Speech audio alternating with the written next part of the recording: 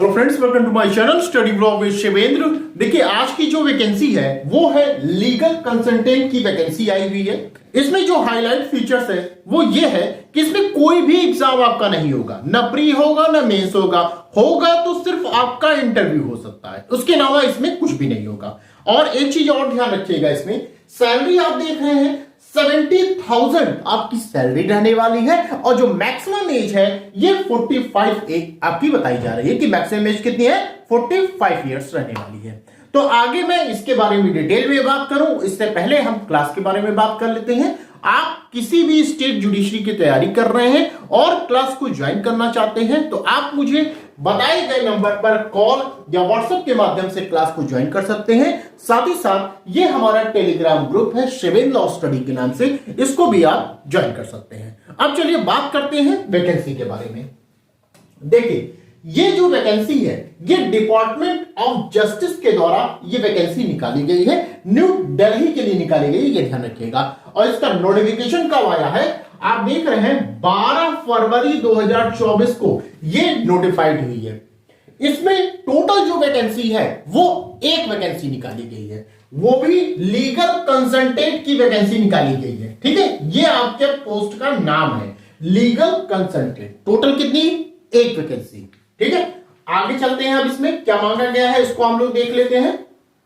अब देखिए यहां पर जो कहा जा रहा है, देखिए नंबर ऑफ पोस्ट एक है, हमने बताया।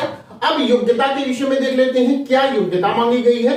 पहले नंबर पे यह कहा जा रहा है कि आपके पास लॉ की डिग्री होनी चाहिए, चाहे आपने 3 साल का लॉ किया है चाहे आपने 5 साल का लॉ किया है, लेकिन शर्त इतनी रहेगी कि आप 50% से आप लॉ पास आउट होने चाहिए। ठीक है, यहां पे देखिए लिखा गया 50% आपका मार्क्स होना चाहिए, किसमें, लॉ में होना चाहिए। दूसरी चीज बात की गई है, जो रजिस्ट्रेशन हो रहा चाहिए ये बार काउंसिल ऑफ दिल्ली का होना चाहिए, ये ध्यान रखिएगा आप। तीसरी बात ये कही जा रही है कि रिटन और ओरल कम्युनिकेशन आपका अच्छा होना चाहिए। ठीक है, नेक्स्ट कहा जा रहा है आपको कंप्यूटर की नॉलेज होनी चाहिए। कंप्यूटर में भी क्या, एमएस ऑफिस का नॉलेज होना चाहिए, कंप्यूटर हैंडलिंग एंड इंटरनेट और ब्राउजिंग का आपको नॉलेज होना चाहिए। क्लियर। आगे कहा जा रहा है कि ड्राफ्टिंग एंड सबमिशन की भी आपको नॉलेज यहां पर होनी चाहिए। ठीक है, एंड लास्ट में आपसे यह कहा जा रहा है कि 3 इयर्स का आपके पास अनुभव होना चाहिए, ये ध्यान रखिएगा। तो ये इतनी क्राइटेरिया अगर आप फुलफिल करते हैं तो ही आप क्या कर सकते हैं, इस फॉर्म को फिल कर सकते हैं। क्लियर बात। अब आगे देखते हैं हम लोग क्या मांगा गया। आगे देखिए, डिजायरेबल में कहा गया, 3rd नंबर पे आप देख रहे हैं, डिजायरेबल में कहा गया कि प्रैक्टिसिंग लॉयर या मास्टर्स डिग्री इन लॉ होना चाहिए आपके पास, तो आपको वरीयता दी जाएगी। मतलब देखिए, लॉ वाले तो इसको फॉर्म को फिल कर सकते हैं, लॉ की डिग्री है आपके पास, लेकिन यदि कोई ऐसा स्टूडेंट है जो फिल कर रहा है जिसके पास एलएलएम की डिग्री है या वो प्रैक्टिस में है और 3 साल का ज्यादा हो चुका है उसको प्रैक्टिस करते हुए, तो उस कैंडिडेट को एलएलबी की अपेक्षा उन्हें ज्यादा वरीयता दी जाएगी।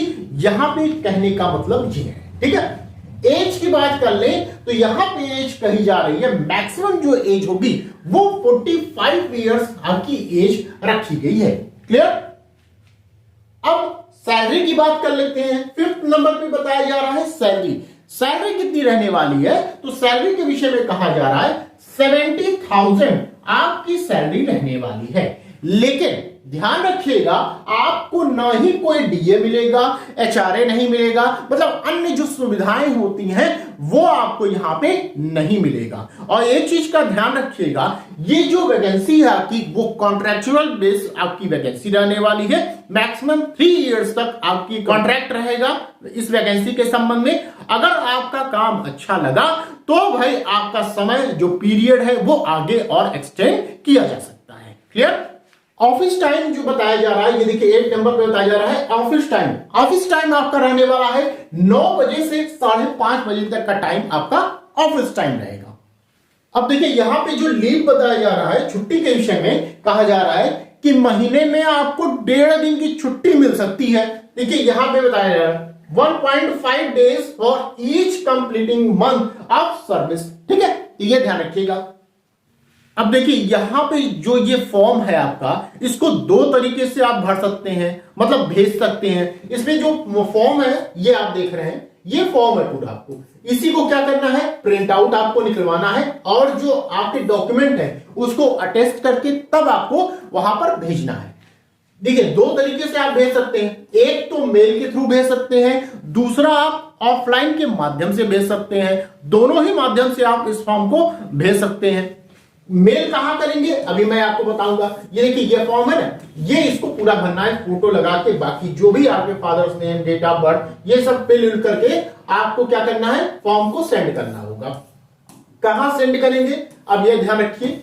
अगर आपको ऑफलाइन भेजना है, ठीक है, जैसे पोस्ट ऑफिस के माध्यम से या जैसे भी ऑफलाइन आपको सेंड करना है, तो एड्रेस में आप क्या लिखेंगे, ये एड्रेस बताया गया है, under secretary ministry of law and justice, department of justice, 26 मान Singh road, Jaisalmer house, new Delhi 110011। ठीक है, ये अगर आप ऑफलाइन भेजते हैं। यदि आप मेल के थ्रू भेजना चाहते हैं, जैसे कि जो फॉर्म हमने बताया और जो आपका पास जो भी डॉक्यूमेंट लगाना होगा उसको अटैच करके आप एक सॉफ्ट कॉपी बनाएंगे और मेल के थ्रू अगर भेजना चाहते हैं तो कहां मेल करेंगे आप, यहां आप मेल कर सकते हैं।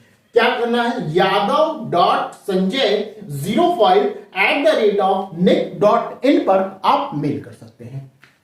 अगर आपको ये फॉर्म नहीं मिलता है, ये नोटिफिकेशन नहीं मिलता है, आप मुझे मैसेज करिएगा, मैं अपने टेलीग्राम ग्रुप में इसे शेयर कर दूंगा। तो ये जानकारी मैंने दी इस वैकेंसी के बारे में। यदि आपको ये जानकारी पसंद आई हो तो प्लीज वीडियो को लाइक कर दीजिएगा, शेयर कर दीजिएगा। चैनल पे यदि आप नए हैं तो चैनल को सब्सक्राइब कर दीजिएगा। तो बस आज के लिए इतना ही, फिर मिलते हैं नेक्स्ट वीडियो में। Thank you.